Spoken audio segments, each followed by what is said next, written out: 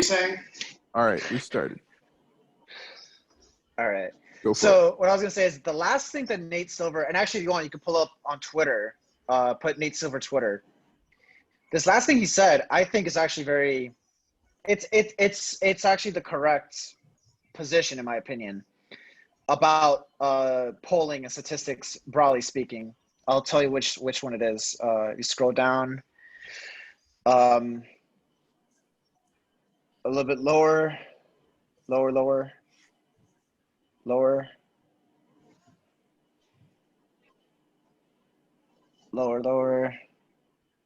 Okay, that one, where it says don't want to steer things up too much. But it seems like if a forecast says that Biden is favored because he could survive a 2016 style around 3-point polling error when Clinton couldn't, and you get that polling error, and he indeed probably survives, it was fairly informative. And that's kind of like an important detail that a lot of people gloss over, which is that no one ever said that there wasn't going to be polling errors, right? The polling error, my thing is that if I was a modeler, right? If I was Nate Silver, I would, if I wanted to be more conservative, I would be pricing in polling errors into the polls that I'm getting. Like if I'm getting Wisconsin plus 11, that's ridiculous because Wisconsin in 2016 just barely went for Trump, right? It was like 0.5%. No way in hell Wisconsin's going to go plus 11, not even plus 8, not even plus 5, right? So you have to have a little bit more critical thinking, I think, in this term. Like, you can't just rely on the raw data. You have to sort of price in these other assumptions to get a better picture. That's the way I would reform polling, so to speak, or modeling, so to speak. It's kind of weird, though. Yeah? I mean, you reform it by just... I feel like this is like a originalism versus textualism debate. You know? Where it's like, well, yeah, I don't know. I kind of feel like that's off. So... I mean, kind of, but like, I mean, it's not totally arbitrary, right? Because if you're looking at 2016, you know that all these Midwestern states are close. Textualism isn't totally arbitrary either. Right. Right. I'm just saying it gets weird. It does get weird. I agree. It does get weird, especially like the more you try to, you know, have these like first order and second order conditions. Yeah. I don't know. What minks? What are we looking at here? Paul? Sorry, I was worried about mink, but now there's this guy, Professor Francois Bollix, who's saying, I know it's pronounced some other way, that the COVID mutation story about mink is they're killing every single mink in all of Denmark. What? Wow. Well, Yeah. so says the story, but he's saying maybe not. Yes. What does he say? Well, I mean, that was announced by the Danish government. That was the headline. That was the headline. I don't. But now apparently he's saying maybe not. Well, I gotta tell you guys, I'm actually experiencing symptoms. Like I'm almost sure that I got it. Yeah. Yeah. Can you get it virtually, Paul? Have you figured that out yet? Whether you could get COVID virtually? Yeah. Yeah. My entire family tested positive. We're 5 siblings. Stepmom, dad, my nibblings. Damn. Yeah, it's insane. Because we had a barbecue, and the barbecue became a super spreader event. Why did you have a barbecue? My dad's leaving, and we wanted to have a last. Why would you have a barbecue in the middle of a fucking pandemic? You guys are absolutely right. I haven't seen my grandparents in like almost a year now. I've only seen my mom a few times. Like this is. Yeah, no. You're absolutely right. I've actually been very good. I hope you're all okay. Yeah, and no, and none of us are having serious symptoms or anything. So But you have an oximeter, right? my dad has an Taking your oximeter. vitamin D and your I got my zinc. vitamin D. Luckily I'm a Miami boy, so I suntan often. You're know? probably going to be fine. I'm a little worried Do you about have- who might be. Do you a have health situation. spandex? Do you suntan in? No, I don't. I just have normal trunks. Were you dropped Okay, off? can we have the Peruvian bourgeoisie versus Brazilian nouveau riche argument? Can we do that? Wait. Depending on the size of Kiao's family business, he's either petit bourgeois or he's new bourgeois. I want to call you Chow from now on. It depends on, well, okay, let's say between 100 and 150 employees.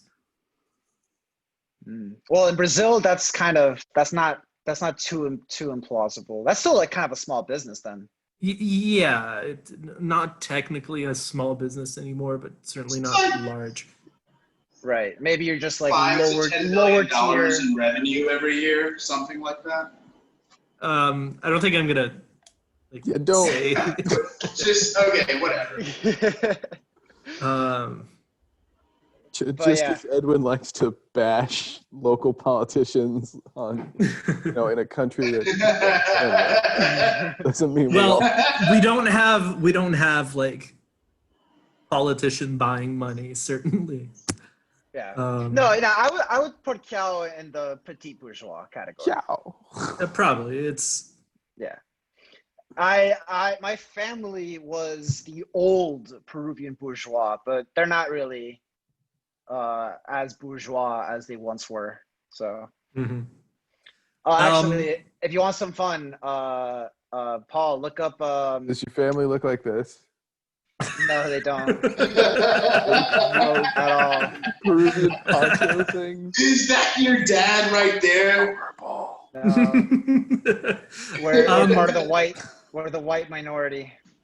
We're not recording yet, right? No, we are. We are already. Yeah, Okay, that's fine. That's fine. If there's some reason, okay, yeah, all right, cool. But if you want to look up, put Genaro Delgado Parker. So that's Genaro with a G, Oh. Like Genaro Delgado Parker. Yeah, there you go. Oh, all right. Oh, there we go. That's my granduncle. Genaro So, yeah. Delgado Parker. He's got his own Wikipedia and everything. Television entrepreneur. Let me see. Oh boy. Hey, he kind of looks like my uncle. Translate. It's in English. It basically Well, it's translated yeah, because he found Maypole of it. 2017 is probably not Maypole. originally in English. Yeah. That's awesome. Yeah. Latin Americana. Yeah. It's basically he was so right there it says Hector Delgado Parker. That was my grandfather proper, my paternal grandfather. But basically they started what was the equivalent of like the CNN of Peru, or the your large broadcaster, Yes. right? For Kiao, it would be like global, right? Bloody videos. Or bloody. Is that South American Spanish? V is B. Oh yeah, my grand uncle was extremely corrupt. It was hilarious. Hey, We actually Same. excommunicated. I don't want to talk about it, actually.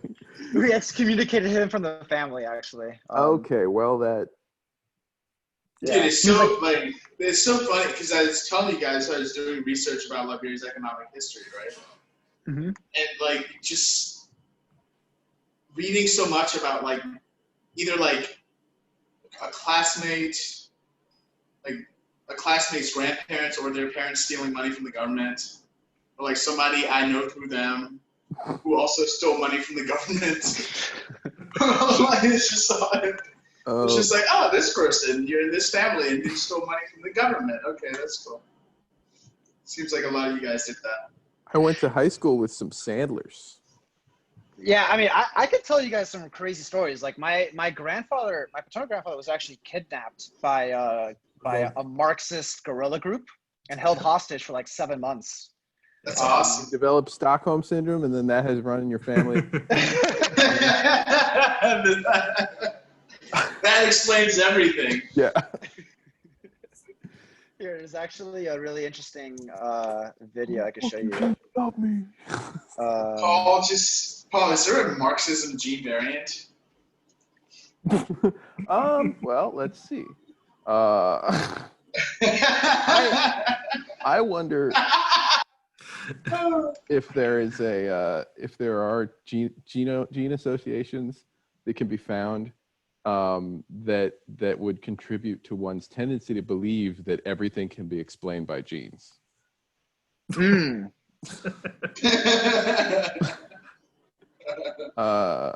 Let's see. It would be like left. Well, I mean, if we take like the. I'm pretty sure autism. No, autism is libertarian.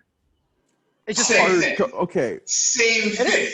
It depends. No, Libertarians tend to think bookishness can go both ways, which that's basically like hardcore bookishness is just it's a mild variant of autism.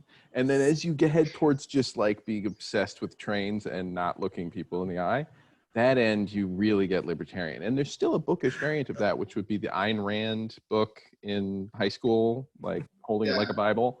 That's tism. But I still think like being a hardcore Marxist is just it's like hipsters, you know, where there's a little bit of tism in there, and it kind of it's always like tism. It's like tism punk. Got some of that tism. Yeah, tism. Paul Scalis. Do you guys know Paul Scalis? He's this guy who's obsessed with the concept of the Lindy effect. Yeah, with a K. ALLAS. Oh, I see. Yeah, his claim to fame is that he is one of the only people, or the only one who, he's on Twitter. That's all he does, basically. But corrected Taleb on one of his books. It's actually his pinned tweet. If you open that up, or it was. Oh, pinned. His pinned one of the tweet. only First people who corrected Taleb. That's his claim to fame. Yeah. That's pretty good. Impressive. What Here's the fuck? Someone found a mistake in Anti-Fragile. We'll correct ASAP. Oh, That's okay. Oh my god. That seems like a very. I mean, fair enough. There's a couple of tribes that actually have the blue and green word is the same. Maybe that's where he actually, got that. Until recently, even Korea and Japan. That's a pretty recent distinction. I think historically speaking, in the West we didn't have a term for orange. I think was not for a long time, and then I guess it's not like the color didn't came with exist. it's associated with the fruit. I guess, right? Yep. Which is relatively recent. Oh yeah, that's true too. The fruit wouldn't have been. Yeah, that's. Anyway, what were we talking? Okay, so this guy corrected, and so what about? The thing I was gonna say. Yeah. It's that he just made this comment about the division between book Jews and money Jews, which is more or less okay. That's a thing.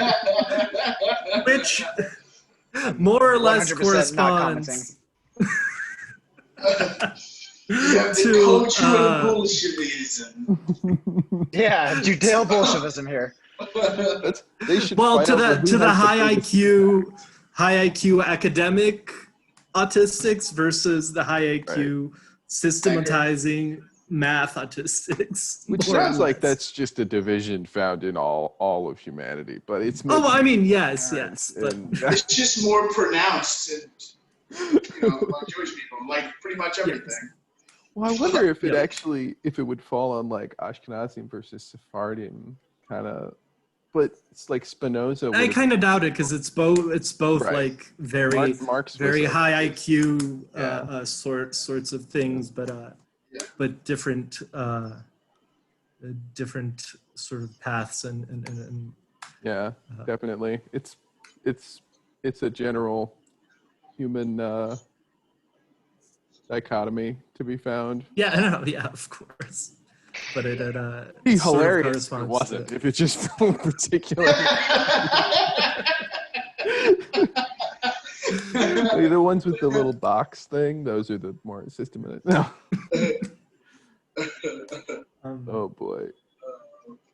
I didn't hear any of that. For anyone watching this, for anyone watching this 10 years into the future, None of trying that. to like ruin any kind of career that I'm doing, I did not hear any of the last 10 minutes. Dude, there's no way political correctness is a thing 10 years into the future. Oh, it's only gonna get worse, dude. I mean, It's only gonna get worse. Well, No, dude. it's gonna get. Based I don't on- think so. based on what our last conversation where we had about the deepfakes, I actually think it's going to be the opposite, where like it's going to be where people are just not going to care as anymore. You know? That's what I'm saying. Yeah. Yeah, I mean, I there'll definitely be sincerely a hope sort of that's where it is. saturation of certain things, right? I was just also thinking about like deep fakes with girls in porn, where on the one hand it certainly must be very upsetting to see someone use your face for a deep fake. On the other hand, like that's the end of revenge porn in a sense, Right. because Yeah. you can just claim, or it'll just- sort of dilute the effect of that. at It's- least. Some have dilution. argued that it's the end of the Westphalian system. Oh, I just found there's this where is it? Sassy Trump. Oh, So that you was remember? hilarious. Do you remember Sassy Trump? Like from Yeah. So the South Park guys teamed up, and I found this like right after we did it last time. The South Park guys teamed up and made an incredible deepfake video, which like I still can't even figure out how, because this seems beyond. I almost wonder if they chose people who looked very much like. And then there's a type of deepfake that just manipulates the locations of pixels primarily, or Put the the, volume up. turn it up. Yeah. Okay. In Wyoming. We didn't have to watch the whole thing, but I just wanted to tell you The times they are a changin'. Here in Cheyenne, scammers are finding new ways to take advantage of you, the consumer. Now, with a technology called deepfake, you can get screwed over and lied to in CAD ways model of a face. never before possible. Hi, I'm Fred Sassy. Today we'll Is dive that into a the world of deepfake of Trump? deepfakes. Plus, is a local Cheyenne dialysis clinic charging too much for can't even tell. dialysis? Yeah, that's I pretty. would That's pretty impressive. that. That's Right supposed to be now, the point, on I an all think. new The mouth Sassy motion Justice. is so much better than, which I almost wonder if they took a collection of techniques. Sassy Like, Justice. yeah, well, Sassy Trump was just a meme. It's pretty funny. Like this guy. Alright, this is enough. We'll watch it later. Sassy Justice. We'll watch it later. Now, let me just skip Senators to. going around- This is Al Gore. You get the idea. Vagina poop. I'll skip to They a didn't- couple little They didn't parts. in say it. vagina poop. I didn't But you're say saying vagina poop. fakes are all So this is the. of Washington so concerned. Yeah, that about looks like a deep deepfake fakes. now. Well, what has people in the government really scared is That's that the South Park guys doing deepfakes the can voice. put words in people's mouths. Make people say things like vagina and then you've got senators going around saying vagina poop, but they didn't say vagina poop. But you're saying That's amazing. The Trump one is really, really good. That's really impressive. And then they intentionally made the Zuckerberg one like a robot. I No think. problem. We'll work with you using your Like, that mortgage, just looks like will, CGI. or other assets. Bad CGI. Stop being a burden on your family and come get dialysis today. And don't get it from anyone. Oh my Dialysis. Dialysis King. On the corner of Laramie and Yeah, next to Apple. that's not believable because there's too much life in him. Yeah. And I thought this was funny. I'm pretty sure this is the Sound of Sassy. Music gal You see, that by they, using algorithms. Louis Liu Chang. Dude, that is so uncanny, though. We can actually deconstruct the images. And the Yeah, this is pretty impressive. Fetch Vivena. Oh yeah, and Yeah, then some they of had those are Jared pretty impressive. Kushner as the child. Oh my god. The anti-deepfake Hilarious. club. Well, there's a big election coming up, and we have to get my daddy. Now, Mr. Kushner, you're the director of this government program. Is it government funded? Oh, He put man. me in charge of the media. Who did? Trump, my daddy-in-law. God, it's Um, creepy, I but guess- that's clearly a kid acting, and then they put something like Jared Kushner's face over him. Like there's, Yeah. I don't know if that's exactly a deep fake map to his face, but that's pretty incredible. And yeah, and this was when we did the last one, which is funny because we were talking about this for it, and I think I looked up just deepfakes afterwards. And this had only, I think, like 100,000 or 50,000 views or something. You know, it's got 1.3 million. But that's where we're headed. So welcome to the brave new future. Okay, what were we gonna? What did you want to move on to? Oh no, we're still. These guys are supposed to have an argument. We're supposed to. So, watch so Sure. Yeah, we can get into it. I can offer my thesis for the argument that we had started on the chat. Sure. So I have two theses here.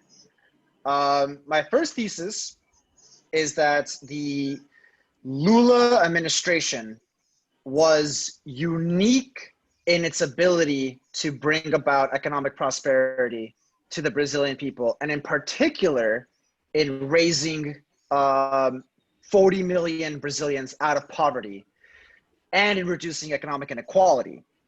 And I think that these are objective truths. These are just facts.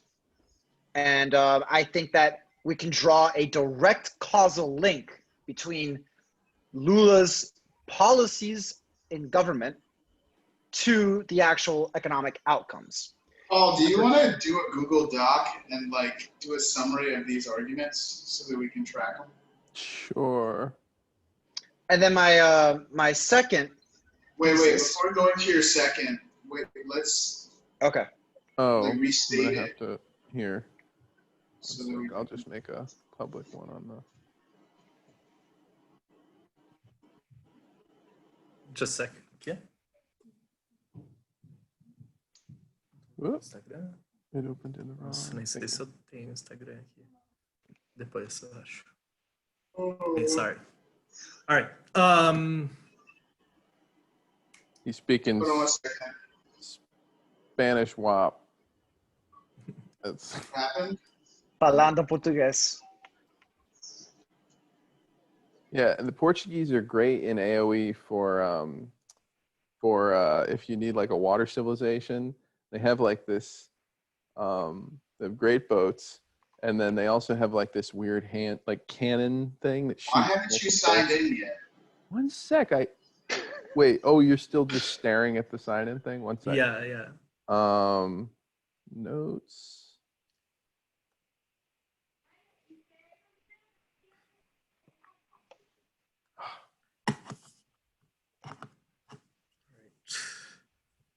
Actually, And I I'm can also also just go to gonna- Pastebin, like. You can do that. It's just All right. a thing.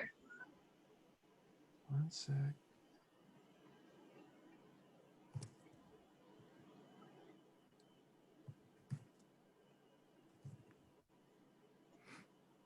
Go for it. All right. So my first thesis is the Lula administration was unique uniquely responsible outside of external factors, which are undeniable. Like, I think the commodity price boom definitely helped his administration's economic growth.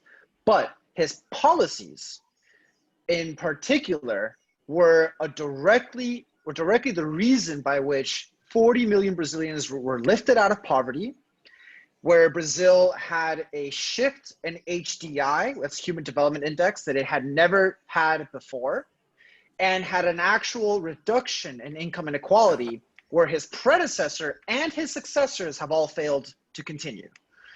That's number one. So my claim here is that Lula's government was uniquely responsible, and that you can't just say it was all external factors, Lula's policies had nothing to do with it, nor can you say his predecessor was doing the same thing, nor can you say his successors accomplished the same thing. Number one. Number two, in the 2018 Brazilian presidential election, Fernando Haddad, who was the PT presidential candidate, that's the Workers' Party. Yep. It's two D's at the end. Two D's in the middle, actually. Sorry, two D's in the middle. Thank you. Yeah, with a D at the end. Yeah. No G or E. No G. Oh, Haddad. Yeah. Yes. Yeah. Okay. In Portuguese, they like using the D as a G. G. Yeah. So Fernando Haddad, who was the Workers' Party candidate, which is Lula's party, in 2018, my second claim is that his candidacy would have been better for Brazil than Bolsonaro. Okay. I think that's those are my two claims. Okay, I think these are sort of very objective claims that we can really dig into. So I think this is good. I disagree with both of these claims. Yay! So this is what this is about, right? Okay, more specifically then, the Lula was not without merit, but most of the gains that we saw during his presidency were largely structural, external, not the direct consequence of his policies, especially not his those policies that were unique to him.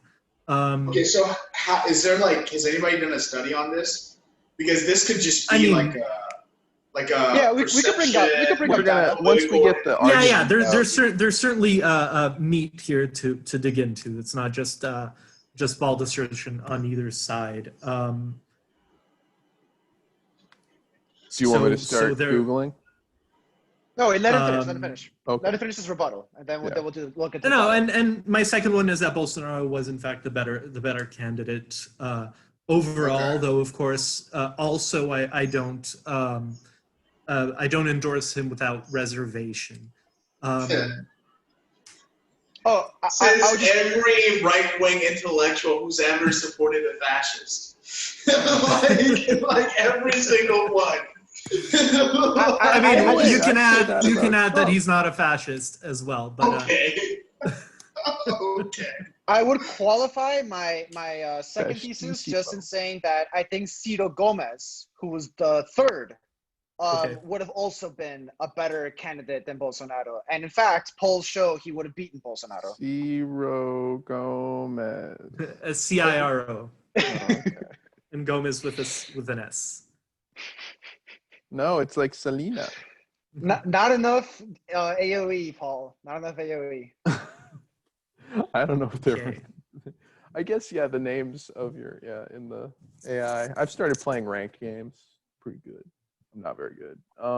Okay, Ciro Gomes. What was also? There's a chat here. So, all right, I'm gonna leave the chat open to paste in some links as we go. So, well, since I'm giving the affirmative claim, if you want, I can support. Whichever. I could throw something out there too if you. Oh, if you have something handy, feel free. Let me see.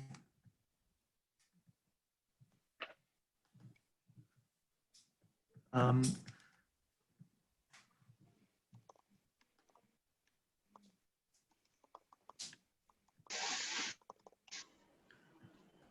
wanted a GDP graph that really shows, this captures this period.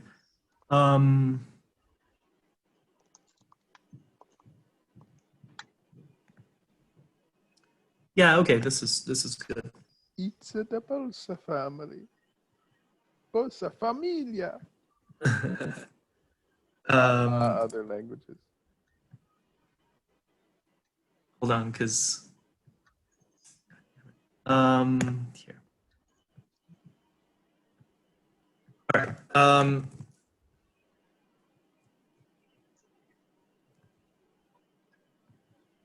Copy the address. Okay. This is just a picture, a graph of GDP. Right. So this is mostly to contextualize, like. Further contextualization. Lula's presidency starts in 2003, I believe. 2002, 2003, 2003. yes. 2003. Yes. Yeah. And his presidency ends in 11 to 12, right? Because that's 10, sorry. 2010. Yeah, because that's. Okay, so what are we missing here? That's 8 years. Okay, so I want to start by pointing this out. Like GDP grew precipitously during his presidency. This is, I argue, the main driver of prosperity in Brazil, including for the lower classes. To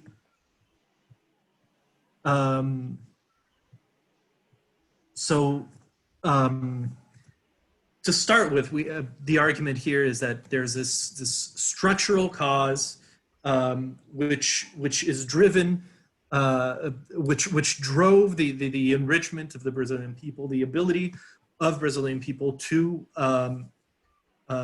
consume, essentially, right? So the lower classes to be able to be consumers, that really was driven by economic growth, first and foremost. Okay, I'll throw it over to Adrian because I know more or less what he's going to talk about, and I think that's natural next step.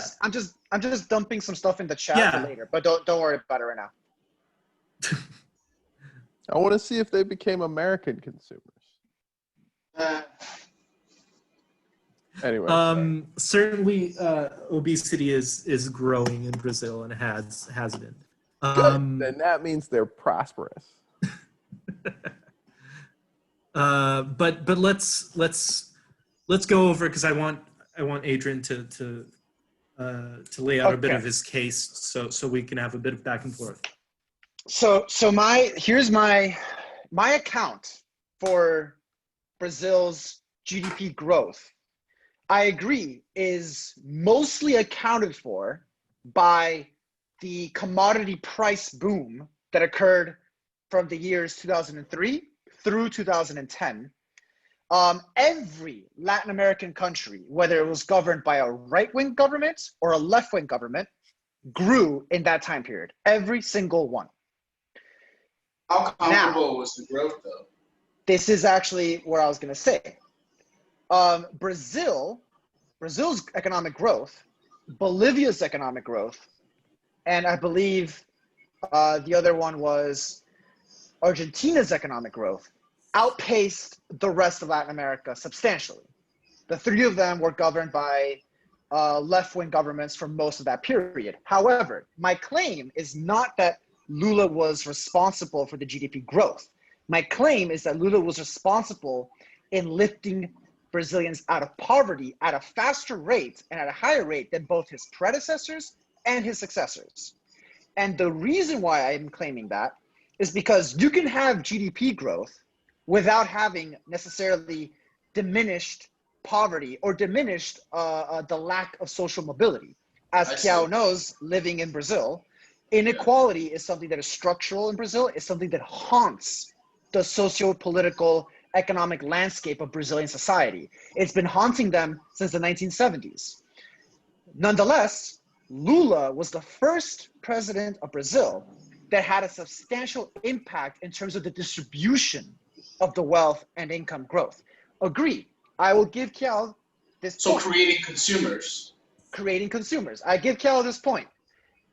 He is not responsible for the GDP growth. I'm fully willing to concede that. I would argue that was mostly the commodity price boom, because if you look at every other Latin American country, they all had pretty high GDP growth because of the commodity price booms. They're all commodity price exporters. However, the specificity of the increase in social mobility, the increase in human development index, the reduction in income inequality, and the reduction of poverty is uniquely attributable to Lula. Now, what I want to bring into this case is, Paul, if you could click that link that says portal.fgv on the chat, put that as a new tab. It was the last. I think this is the second to last link. Yeah, that one. Yeah. So this study, for example, reveals that education is a big driver of social mobility in Brazil, as it is everywhere in the world. If you get a university education, if you even just get high school education, which in Brazil, they're very behind. They still have a substantial portion of the population that isn't even enrolled in public high schools. That is your ticket to at least having some social mobility in the economic landscape. Now, what did Lula do? Go on the other tab. Lula had specific racial affirmative action policies that over the course of his presidency tripled the Afro-Brazilian public university enrollment rate.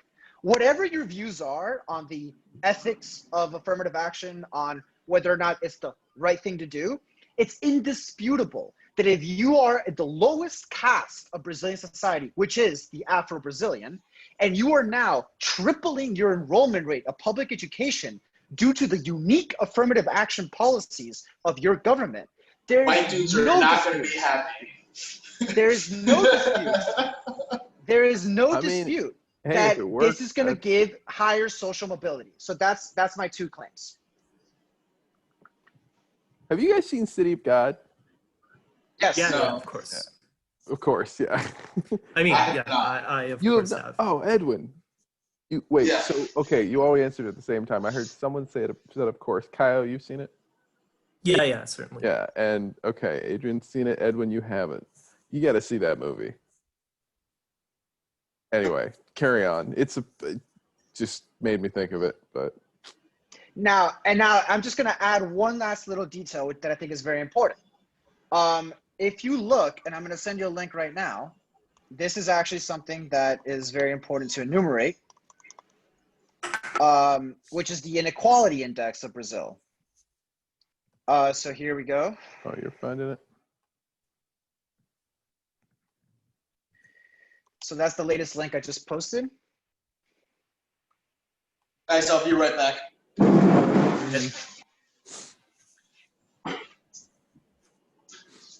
So if you scroll down, you'll see the graph. Now, the way the Gini coefficient works is very simple. The math goes like this. Level 1 inequality is a case where all of the country's wealth is vested in one individual, one capita. 0 inequality is that the distribution of the wealth is equally distributed amongst the entire population. Do you mean 100 and 0? No, it's 1 and 0 because it goes by points. So it goes like I think 6, in this 0.7. case it's 100 because it's sure. Yeah, in this case it's a 100, but in Yes, general, this graph, implies perfect sure. inequality. Okay, gotcha. Yeah.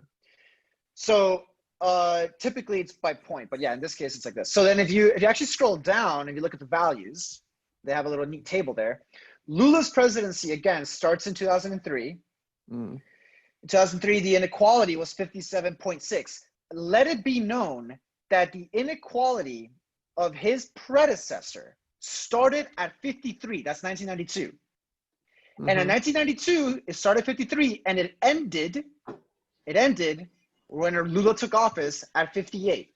So I argue his predecessor. Wait, there's some commie thing here because it went 1990, then the Soviet Union collapsed, and then 1992 it's 53, and then 1993 it's 60 again. Did a bunch of commies like move out of commie land and then? No, there's got to be. That's when the commie stuff happened, right? maybe. But even if you want to ignore, it's even if you want to ignore, what is this number? This is the Gini coefficient. She's the redhead that was like banging Harry Potter, and then. Wait, so higher is more or less inequality? What's higher is more inequality? Okay. So, I mean, regardless, you can ignore 1992. But if you look throughout the 90s, there was very little change in the inequality index. Now, go to Lula. 2003, he takes over. Inequality is at 57. But it was He leaves office in 2011. Inequality is at 52. Okay, that's a 5-point drop. His successor, Dilma Rousseff, unsuccessfully reduced inequality, and then inequality came back up due to economic crisis, and it has continued to rise under Bolsonaro. So just again, like we wanted. But it looks like he just got it back to like right after the commie thing happened, and then which is impressive. Okay, that's a 5-point drop in 8 years. How did it go from 60 to 50? Yeah, but I would say like what we have here. What's this? Sorry, what? Sorry. I just want to know. Let me just open up. Because that was also when I was an image again going back to GDP. This will give us a history of the GDP. So what we have is GDP growth throughout the first half of the 90s, more or less, pretty good. Solid growth, not as much as in the 2000s, right? So, and then the Matrix came out and it went down. This is, I think, one of the issues with using the Gini coefficient, right?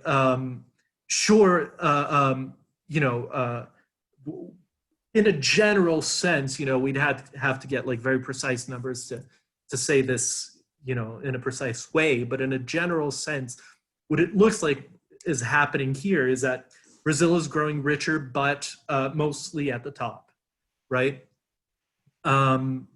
So the Gini coefficient going up does not necessarily translate there into an absolute worsening of conditions for the poor. So my point here in general is that like the Gini coefficient is a problematic, let's say, measure, right? There are merits to Lula's presidency, and one of these is the direct cash transfer program. Paul, if you go on the very first link I posted after the YouTube video, and you open that one up. This one? Yeah. So, which was really an expansion of existing programs, but it was a significant expansion, right? This is something that that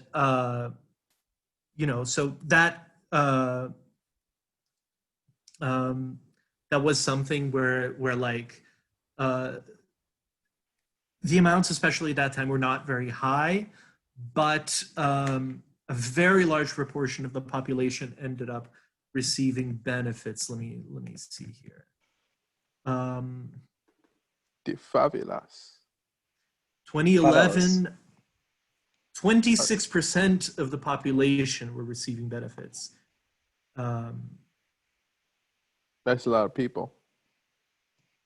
An average $34, per month.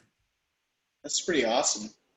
Is this Right. one of those So things it's there's like a What? long history of extreme poverty from being a colony? Is that like the yes, absolutely. Something like There is And this is a the strong end. element of that. There wasn't like they were doing great point in the near past. This has all been a steady sort of improvement, more or less. Or? Yeah, it's a steady sort of improvement. Just as the Bolsa Familia, which is this program, was a modified, more a broader version of his predecessor's program, which specifically was meant to basically pay families for their kids to go to school, right?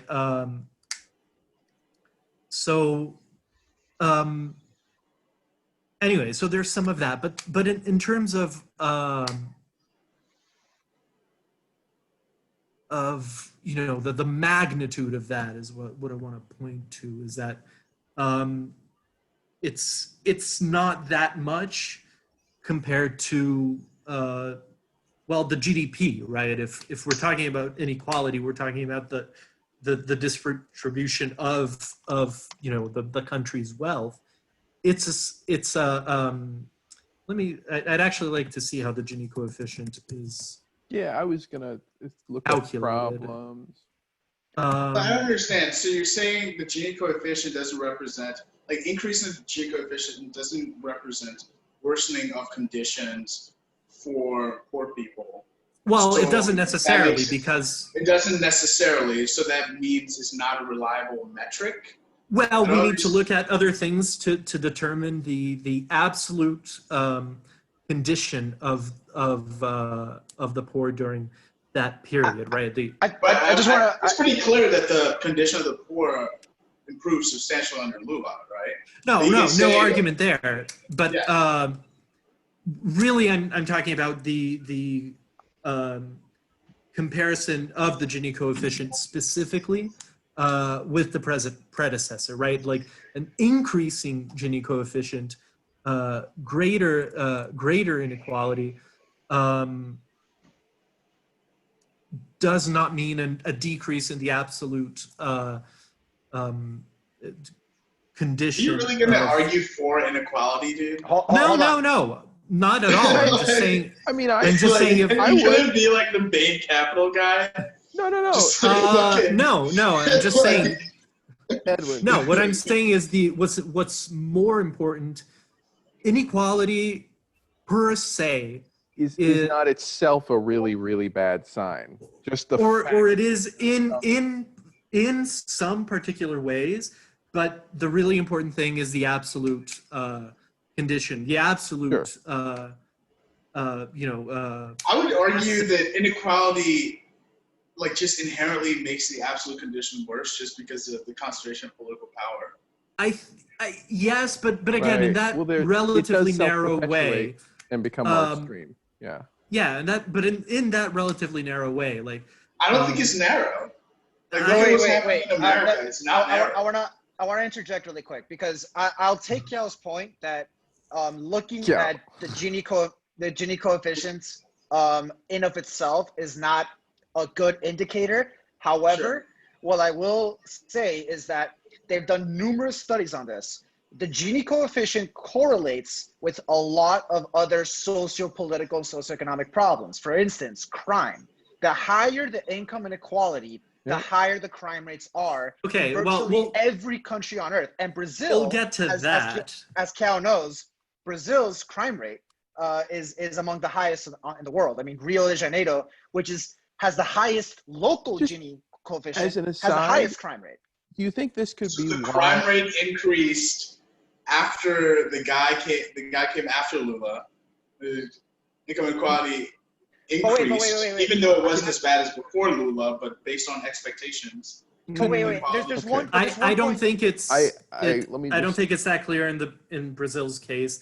Let me get some statistics. Can I just speculate? Maybe this is this is perhaps why like a place like West Virginia has incredibly low crime rates, but is very poor. But it's perhaps because it's not unequal. It's just they're all on the similar. And okay. They're all poor. And you actually see that in a lot of African countries, Paul. If you believe it or not, there are a lot of African countries that have very low crime rates because they have very low inequality. Dude, Liberia's crime rate is relatively low. Yeah. Cuba has the lowest crime rate in the entire Western Hemisphere. Indisputable. Cuba has the lowest crime rate in the entire Western Hemisphere. Indisputable. But I'm sure in parts of Nigeria, the crime rate might have really a low high. one, but that is disputable, right? Because they just 100% conviction rate, right? Well, fine. Canada has the second lowest crime rate and has the second lowest inequality in the Western Hemisphere. But I want to get, so if you could scroll down, Paul, really quick, because I'll take Cal's point about Gini coefficient. So, okay, let's talk poverty, right? Because he's interested in the poor, I'm interested in the poor. Let's talk poverty. Yeah, which I think is another thing that is separate, but let's look at let's look at the 10 years prior to Lula. So 1993 to 2003. What was the crime rate in 1993? You want me to go 1993 to 2003? So it went from approximately, what is that, 56%? What is a crime rate at 56%? What? It's incidence of crime. It's incidences of crime. US 55. Sorry, not crime. Sorry, I got confused. Poverty. That's what I meant to say. Sorry. Oh, okay. The poverty rate. I'm sorry. Poverty rate. So the poverty rate was over 50% in 1993. By 2003, it had gone down to around 41%, 42%. Okay, that's a 50 percentage point drop. No joke. That's a very substantial percentage, right? Let's look at 2003 to 2010. 2003.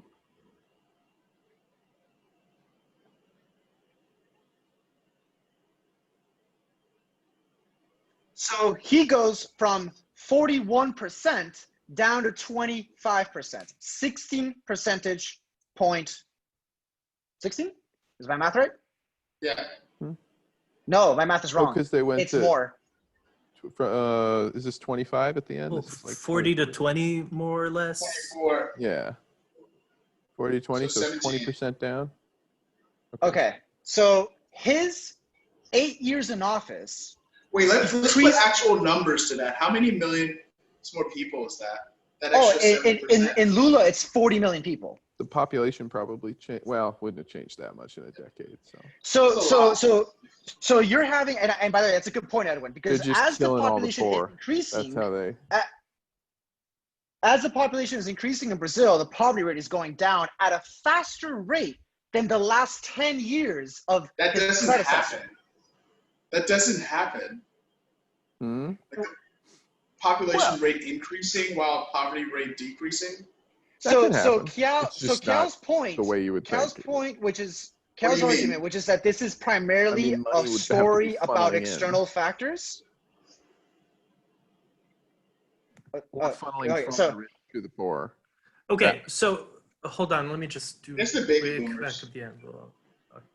So I'm just going to finish this last statement. Go ahead. So Cal's point that this is a story primarily about external or structural factors, I think is wrong. The evidence, admittedly circumstantial, shows that at the very least, Lula presided over a uniquely effective reduction in poverty, a uniquely effective reduction in inequality, and thus a uniquely effective increase in social mobility, contributing, and this is actually the key point, not because merely the GDP was growing, because as I stated, lots of countries have high GDP growth. The point though is the distribution. Brazil's problems, their civic societal problems stem from the inequality, the extreme inequality. And if Lula gets that inequality under control at a faster rate than his predecessor or his successor, I think you can draw a through line directly to his policies, be it the affirmative action and be it Bolsa Familia, among others.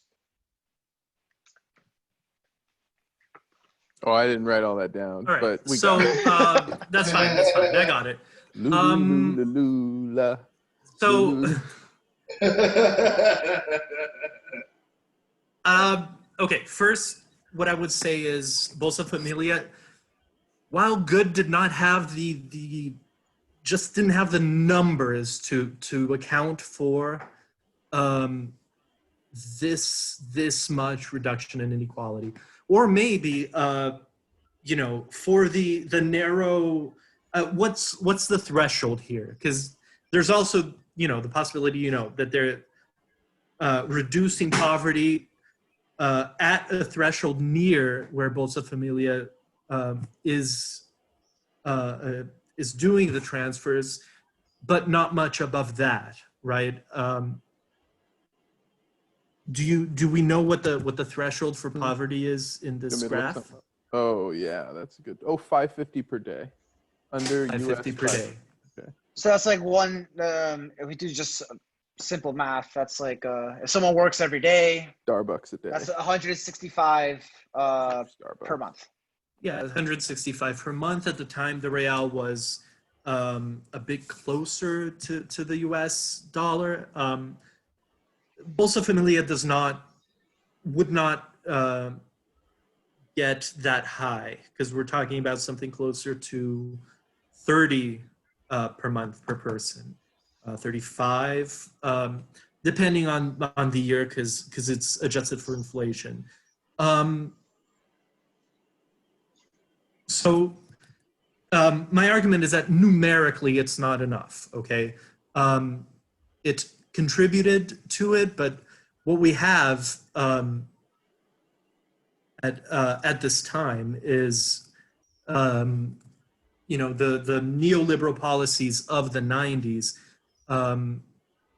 bringing a lot of business, a lot of new employers to Brazil. We have a lot of gains in the economy. The relatively recent stabilization of the currency, a lot of these structural factors that are coming together to sort of allow the economy to grow. So Kaio, yeah, can I say something? Yep. You may be right, but I just want to point out that you're arguing for inequality and neoliberalism. Go on. I'm not arguing for inequality. I am absolutely arguing for neoliberalism. Neoliberalism was great for Brazil. No, it was. And Lula's first... I'm not saying you're wrong. I'm not saying you're wrong. No, I absolutely am arguing this. Okay. Lula's first term Finance was... minister. Well, also, but was largely neoliberal in most ways, except in this sort of social democratic policies. Yeah, but that was already something that existed before. That tendency towards social democracy. Brazilian neoliberalism was not Thatcherite neoliberalism. It was not union busting. It was not Coca-Cola deeply slashing. What? Was it Coca-Cola killing people, or maybe that was in a different part of South No. That was not in Brazil. Literally assassinating. We were well past banana republic status in the 20th century. Really, around the beginning of the 20th century, we were, had our very deep problems, but not quite that. I'll let Kel finish, because I do have a rebuttal for what he's saying. Okay. In terms of education, I'm very skeptical of the affirmative action thing. It's mostly for universities anyway, and well, two things. First, the literacy rate had been going up pretty steadily for many years, really a few decades by that time, right? So we're not talking about a revolution in in the literacy rate. We're talking about a continued steady Can we increase. see a chart? Let me see. Yeah, I can look one up. Or, I just posted one. So many. All right. Well, it's not a chart, but I think it gives the number. It's a smiling lady. Let me see, because I want to. Okay. That are they saying high school affirmative action? Because the whole point. No, that's thing that university doing is there's no high school affirmative action because there's universal public schooling. Oh, okay. I mean, of course, not in magnet. practice, but in terms of Scroll down the article, Paul. Go down to like the, yeah, right there. Oh wait, a little higher. Right there, it'll tell you. I'm of the opinion that No, but that's not illiteracy. That's just enrollment. educating more people is good because it's the Chris Rock explanation when he was at the club and there was a Because you lady. don't want to live around a bunch of stupid people. What? Because you don't want to live around a bunch of stupid people. Well, he was basically that's essentially his conclusion, but he says it much more eloquently. He's at the club and there's a lady there and she's like, "I got 2 kids at home," and he's like, "What are you doing at the club at 2 a.m.? Go home and take care of them kids, or they rob me in 10 years." Anyway. All right, and I have a more general critique of higher education, where it's that the quality of higher education has not kept up with the expansion of higher education in Brazil. And we have that problem. Well, yeah. Yeah, but are you better off? You know, I question that because it's hard to expand it and keep the quality. Right. I don't know a single society who's done that effectively. It's like fast food, like anything. You just gonna have to start packing in a bunch of stuff. It's just like. And you know, I don't want to get too much into the question of like ratio quotas in universities. Why not? Exactly the same as all. Why not? Let's get okay. Let's go. All right. I'm fairly skeptical. I'm pretty skeptical that the quotas are able to maintain the quality of student and of instruction, the level of instruction, then absent that the quotas. It's probably correct. What's your metric for judging quality, Cal? You know, that's not something I have hard data on. That's takes the forceps. You measure the shape of the various angles of the. Well, you know, that's funny. That's not directly on what I was saying, but it is funny that there are commissions to determine a candidate's Can we just put race. Stefan Molyneux on screen for a second? Really? Sorry, what? Stefan Molyneux on screen for a second. Let's just do that. Just because he has a very oddly angled face. But yeah, there are commissions and like he was doing an interview with Dave Rubin where he literally said like black dudes' brains are smaller than white dudes' brains. On Rubin. He said that on Dave Rubin. I saw that shit. And Rubin just stared at him. And Rubin was just like, yeah, you just sit there. I agree over if that. you did not. Cal, do you want to make one last point? Kyle, can you say that again? Can you say the part about oh look, affirmative action not working again? Let's just keep that. Let's say that there's a general trade-off. They have the what's his face on here. Wait, who is that? That guy on the left is you know, Richard Spencer. Yeah, punching out. Oh, okay. Wait, and why James Damore? Okay, they have Richard Spencer and James Damore. So oh my God. Broad spectrum of people that hate each other. Who? Anyway, there's an inherent trade-off between, and it's not just and it's not just racial. There's also Gender. public school quotas as well. We need more And- women as frontline combat soldiers to carry their brethren. Okay. And like, in spite of like steady gains in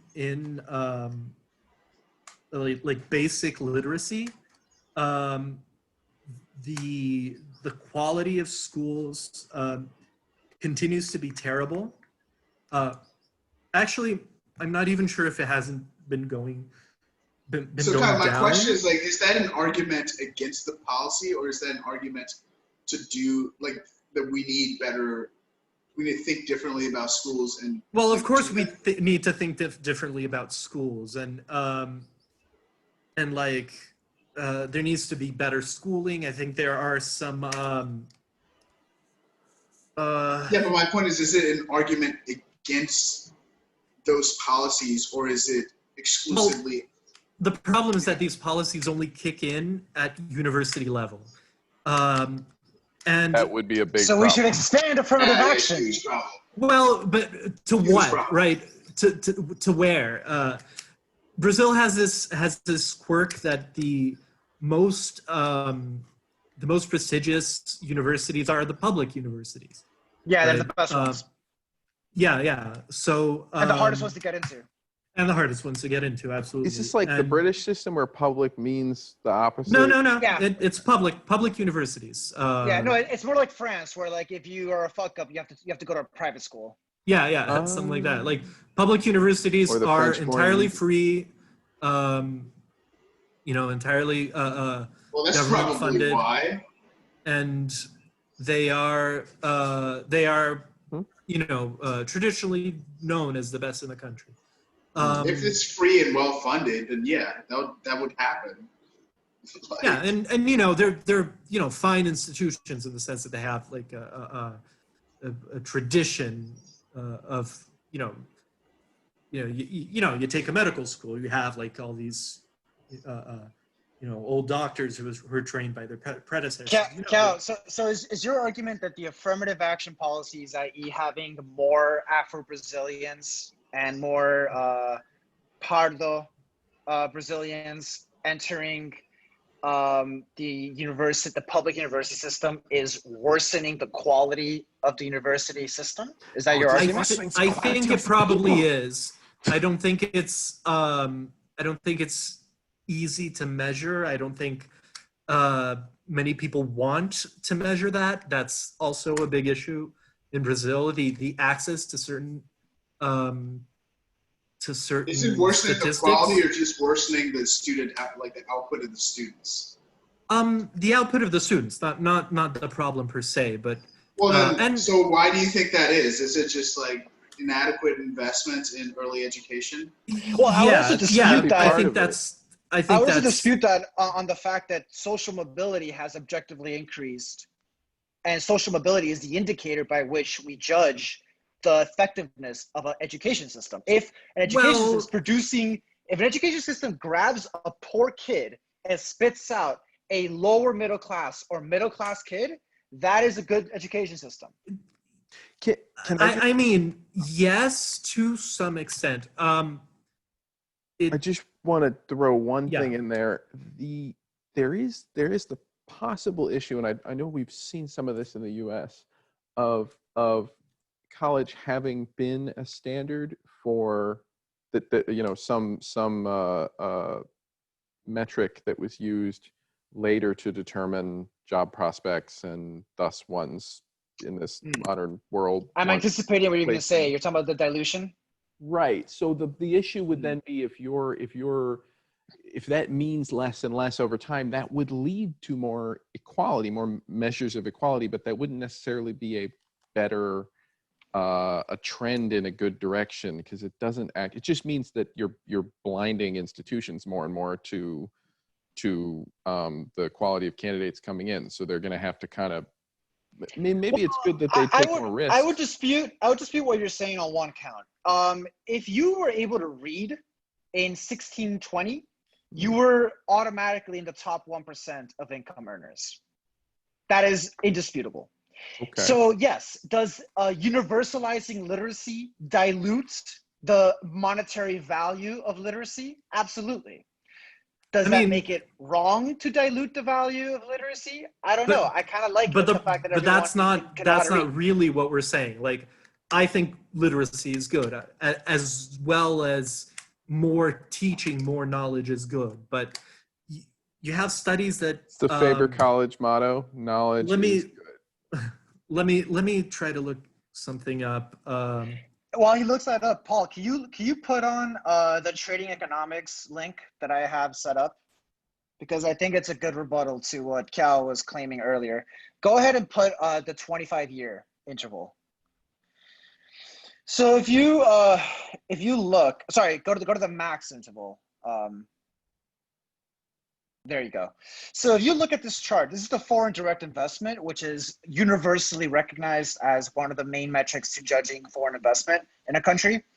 Foreign investment increased under Lula substantially, didn't decrease. It increased under Lula more than his predecessor. Again, this is just further evidence that there is something about the way that Lula governed that in all of these metrics that I've been compiling throughout the day, throughout this conversation, that Lula just outperforms his predecessor.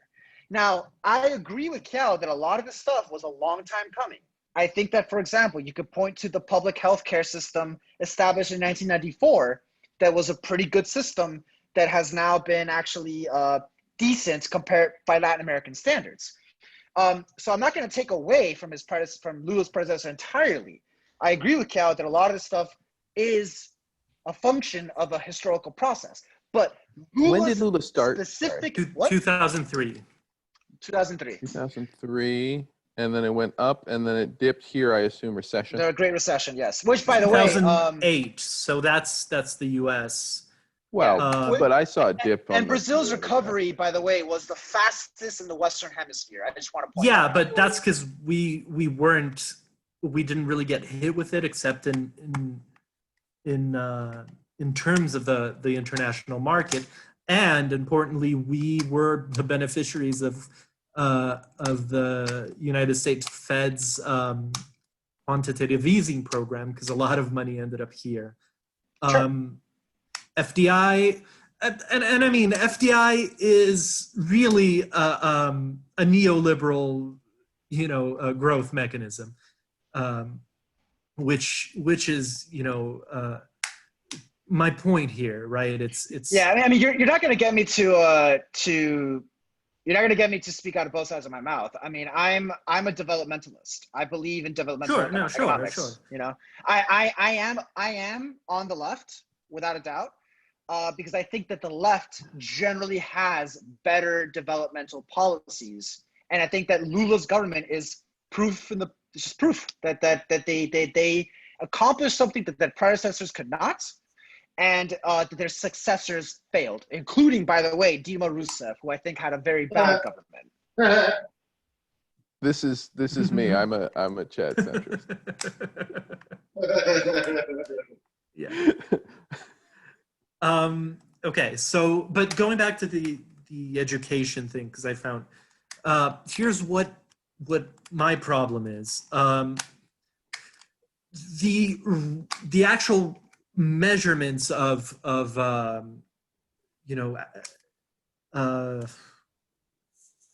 what can I say? The ability to read and are not that good. Okay, specifically here, one study done in 2017 shows that 38% of higher education students don't have, let's say higher underemployed. No, it's not employment. It's about their ability to read. They're not functionally illiterate exactly, but they don't achieve sort of a standard that they should be at at least when they get into college, right? RPI was To me, notorious that's for just having.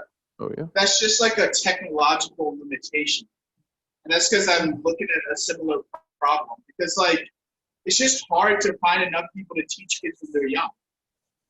It's just, I mean, it's sure, just but really hard to do that. the problem is we're getting to pay them well enough, you know, Yeah. and that's when they learn the fastest, right? Like, And the problem with this Yeah, claim soak is it up. that this is something that is not unique to Lula in the sense that every single developing country, whether they are governed by left-wing governments or right-wing governments, has that exact same problem. So I think I that's a understand. structural I thing. mean, this is just an argument about the role of the expansion of university education as a driver of economic growth, and of Not of social economic growth. ascension. My But again, claim, Kyle, I my feel claim And like of is you're- social social ascension. mobility. It's both. Social it's mobility. both. Sure. So Sorry, I was just had to check. they called Arizona, Wisconsin, but not Michigan. or Yeah, if he wins Pennsylvania. Nevada and Michigan, it's over. Yeah, pretty much. Anyway, so Oh, I'm saying, like, Clinton ended okay, up. maybe you have a black box that's university, that's student goes in, comes out employable at a lower middle class level at Okay. least. But, you know, that the problem is, you know, that it's not that it dilutes the value of a university education, but it in fact dilutes the quality of it, the quality of what it means to have a university education. but how does it dilute the quality? I'm confused. Because you either students don't have the ability to learn at a university level. Because I they mean, can't some of them read still at a do. university. Well, some of them still do, of course. But, So like, does it make the teachers worse? Oh, having well, like a couple of disruptive. in a sense, it does, because some of those teachers are coming from that pool of students, which is a problem. Yeah, but you still have enough. Like, But there's also the teachers are such a pace of the small teaching.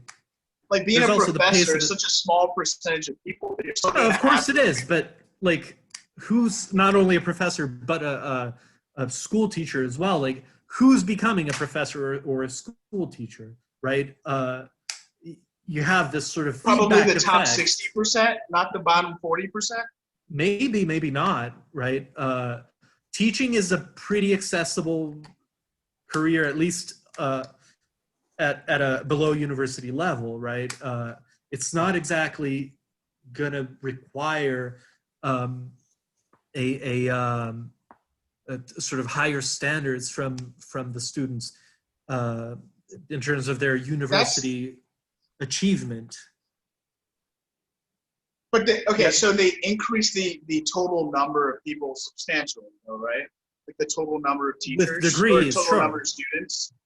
Huh? Total number of teachers of people with degrees and number of students. Yeah, absolutely. I just feel like it's obviously not perfect, but it's pretty hard for me to see how it's not an improvement on what was like the status quo. I think also one thing that we got to point out here is that Brazil. So I like to look at things in terms of history because I think that that's a more contextual way to judge what's going on contemporaneously. Brazil has historically been an exclusive society. You had a minority of the population, mostly Portuguese white and Criollo white, right, who owned most of the wealth and who had excluded most of the population. Remember, Brazil at one point in time had the largest amount of slaves in the entire Western Hemisphere, 25 million slaves at one point in time.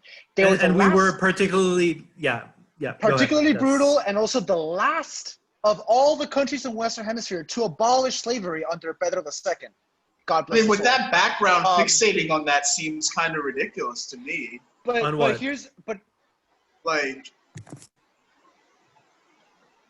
go ahead, Edwin.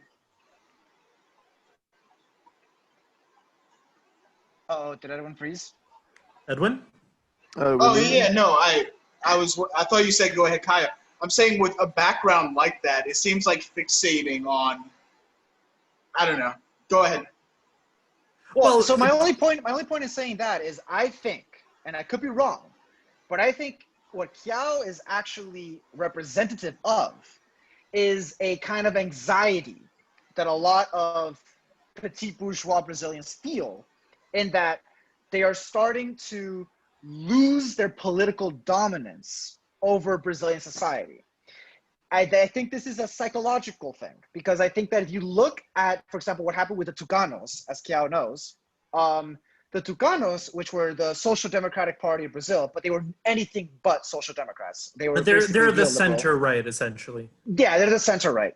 If you look at their utter destruction under the PT governments of the last 2 decades, the responses that you look, when you pay attention to what they're saying, a lot of it is racist, a lot of it is classist, a lot of it comes from a place of this brewing anxiety of, oh no, the people in the favelas are going to come to my mall, the mall that I shop at, because now they have the money to do so.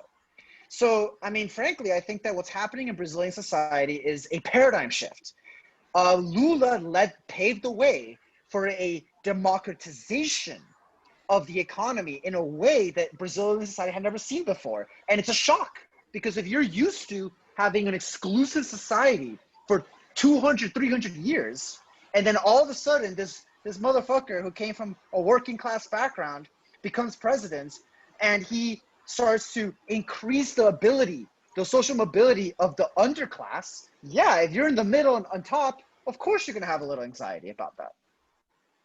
Yeah, I mean, and let's talk a little bit about that in the context of Bolsonaro later. But I do remember that the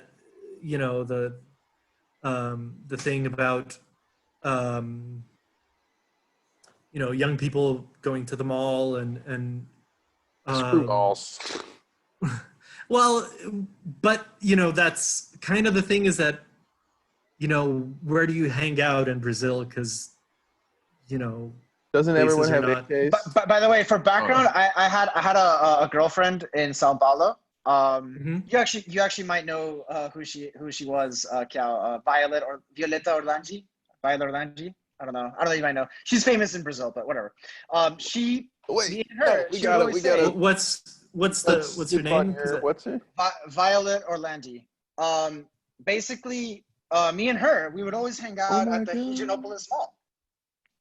Mm-hmm. Adorable. Yeah, because it's I don't know her. I think she's a bit check out her Insta. Niche for me. But yeah, malls are where you go because it's safe, basically. Right? She's trying the what's that chick's name? If you say Amy Lee. Who's that? No, I don't get an Amy Lee vibe. That everybody who did the eye bleeding music video. She has like a dude's name as one of her. Wait, I want Cal to finish his point. Anyway, I do remember that. Sure, I see a lot of that. That sort of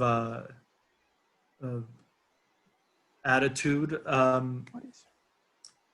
But Billie Eilish. Okay, I don't see that at all. But okay, no, I just mean because she had this. I guess it's just. Oh, okay. We'll just zoom in. Anyway, what were you saying? The tough thing is that it's actually not that easy to separate the. In many cases, what's prejudice and what's a legitimate and quite rational, fear and concern for safety. And I agree. And this is a thing. And of course, I think there is a lot of prejudice in, for example, that those cases, and of course there was that aspect of provocation, like, yeah, we're gonna go to the malls and we don't look like we belong there, because they dress like the lower class and stuff. But I, as a political force, I don't see that much. I don't see it having that much of an effect. That being such a strong driving force of these concerns, right? Because when I bring in this stuff about universities, like, really, the level that we're talking about is, people who graduate and aren't even at a high school level of reading, right? Of reasoning. It's, and this is just, of course, a very small anecdote, but the other day they were complaining there was a complaint on social media about how certain professors would assign texts in English. And because, people who didn't have a good education, especially people from public schools, didn't have, a decent English education, and so, that was a hindrance for them. But the truth is, English is the lingua franca of international academics. If you're in science, you have to know English.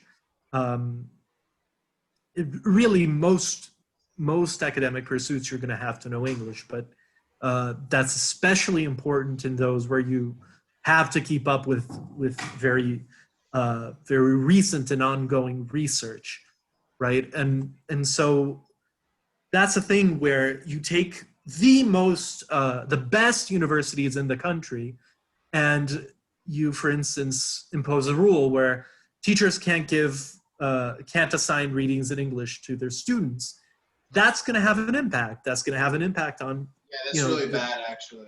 The quality of the professionals that university is producing, right? So there's that trade-off, and it's a, I understand that. I certainly think that some affirmative action is, absorbable by the system. It doesn't have to be zero, but it really is a trade-off with that sort of What's thing. What's the goal? Of what? Of affirmative action? No, of, like, when you say some affirmative action is absorbable by the system, that indicates, I think, like, the point, the goal is to make sure the system produces the highest quality professionals possible. I think it's not only that. That's in the sense that I see the logic. I don't reject the logic that, you want to do some social mobility. You want to. I think the goal is clearly, like, maximizing human well-being, right? Like, in a very general sense, yeah. And you want to have social correction for past injustices, which, look, Gal might have a skepticism about that, and we all might have a skepticism about that, but that is a motivating factor here, right? There is a large amount of Brazilians who view the Brazilian past as having been extremely unjust, and affirmative action is one way to correct that. I think, my framing would be slightly different, but the upshot is the same. I don't, I think, for example, there are probably talented students who are stuck in public schools, and if you put them in an environment where they're more challenged, they're going to be able to even if you take some students where it does take them a little more time, there is a good argument for that sort of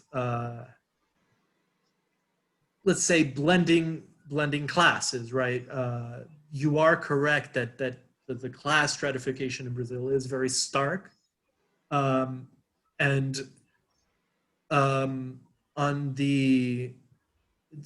by the measure that you can get people who are visibly from the lower class to become sort of well-paid professionals, that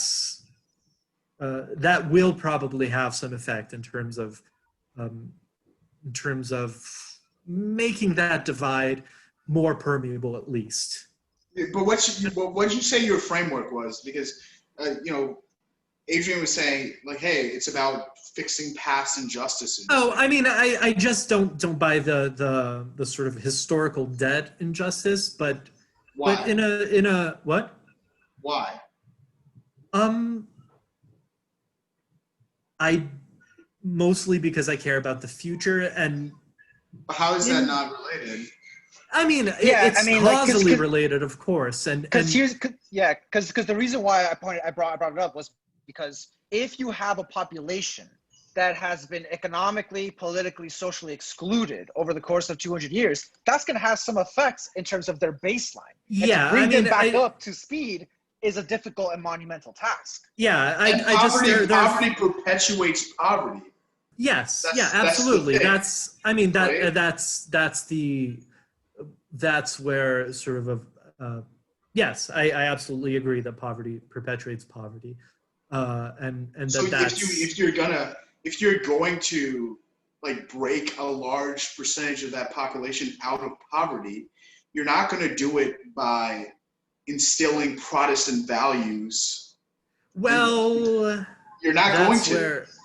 You can't do it en masse because they're because think about it, right? What like values or culture, right? Yeah, sure. You imitate the people around you, right? So you're not going to say like, in order to get to this next class, we're going to have you, all of you, adopt these new values. No, that's fine. Except that I think the left in Brazil actively tries to do the opposite, and to some extent succeeds. Yeah, that's frustrating also.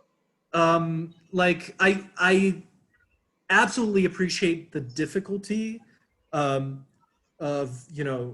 changing culture and socioeconomic conditions and how those are interrelated and how thorny it is to improve both. Just as, like I said, I do think the system can absorb some affirmative action. Though I think That's such a weird phrase, by the way. The system can absorb some affirmative action. Yeah, there's so many assumptions. He just means that. Yeah, but we've discussed these assumptions. Fair enough.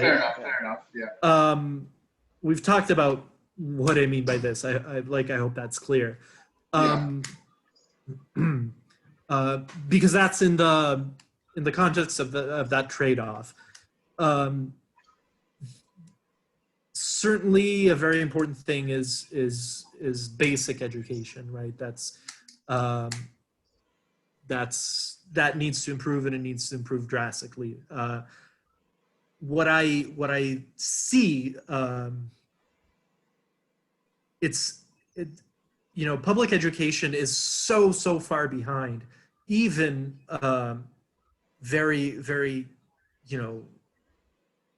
relatively cheap private schools, and it's just an abyss between them. It's a very, very thorny problem, really. Yeah. I mean, I'll concede. I can see the frustration of being like, the initial step by the state might have alleviated a lot of problems, but the principles are so off that it doesn't actually set us up to be better off in the future. It's just a hard thing to do. The history of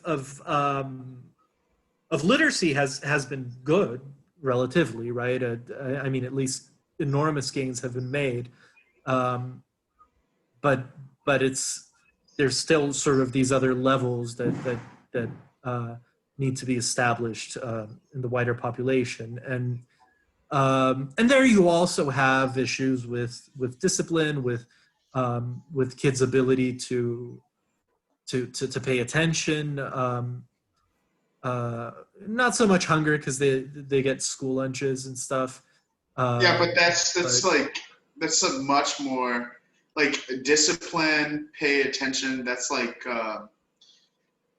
I feel like you have to rethink education. So just that's so much of a kid's ability to like be disciplined and pay attention is like, are their parents screaming at them all the time when they're I know it's an incredibly difficult problem without it. Yeah, it's like it's like we need robot tiger moms. So I just want to. I think meditation in school could be a huge part of that. If I motion to move to closing arguments. Because we've already been talking for 2 hours. Yeah, it's been a while. Shit. We haven't even gotten to Bolsonaro, which we can do for another time. Oh my God! What? It'll have to be a part 2 because 2 hours. Yeah, we should do that.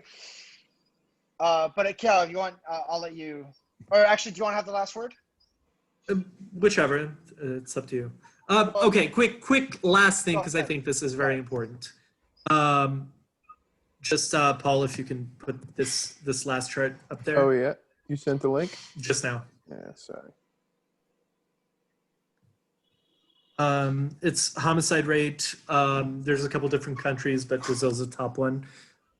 Just want to point out that the we do have some correlation between inequality or well-being of the poor and violence, but over a long period, let's say through 2015, which that's when the economic crisis hit, Brazil was doing very well economically, but after this sort of downward trend here from 2003 to 2006, we have another steady upward trend, which is certainly, there for very complex reasons, but it just complicates the story of inequality and hey, look, our homicide rate went up. 2014 to 2017. Yeah, by the way, Trump was right when he said that the crime was up in 2016. The thing is, every single economist was just saying over the course of the last 25 years, crime is at all-time low. But it's like, yeah. But I take Kel's point here. You're right. It's not a perfectly good correlative. However, if you do notice, the first years of Lula's presidency up until 2007 was the single largest drop in the Brazilian crime rate. And it was also when the inequality had reduced at the highest amount during his presidency. Towards the end of his presidency, after the 2008 crisis, you had a re-uptick in inequality, which continued in Dilma Rousseff's government and has been continuing in Bolsonaro's government. So you're right. It's not a perfect, it's not a causal. We had a pretty dramatic drop on the first year of Bolsonaro's government, but that's also very hard. I mean, fascists can definitely reduce crime. I don't think there's any questions. Well, we'll talk about that another time. Yeah. Well, I'm just saying, like, Giuliani did it.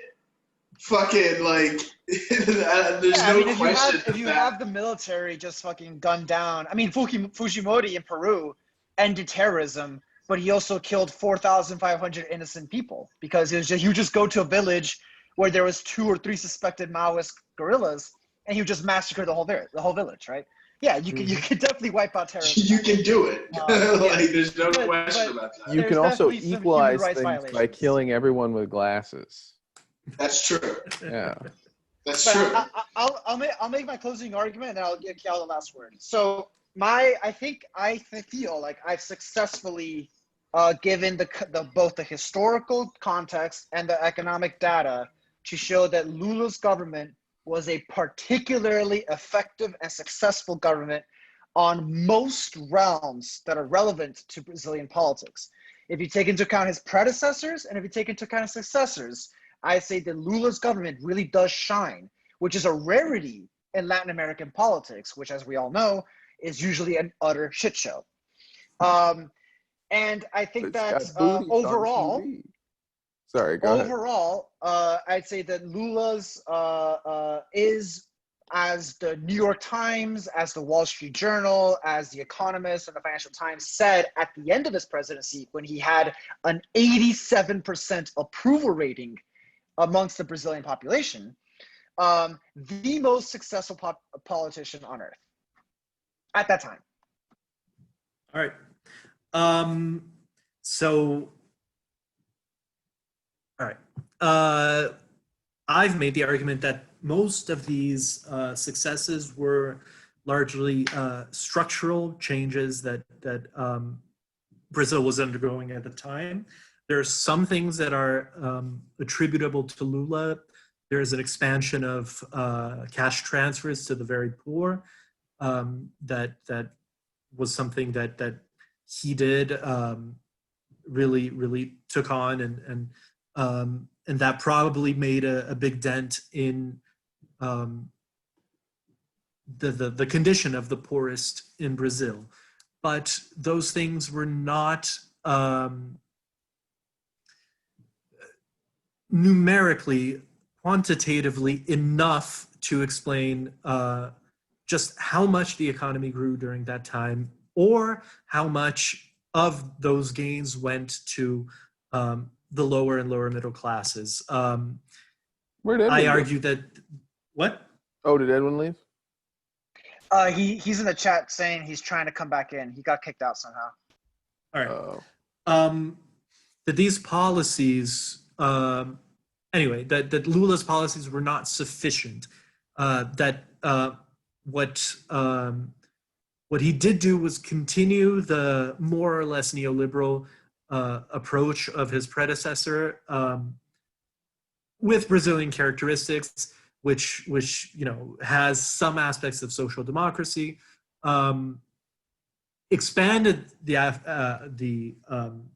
those social democratic initiatives, but the most important contributor to the growth and the growth of the wealth of those lower classes were these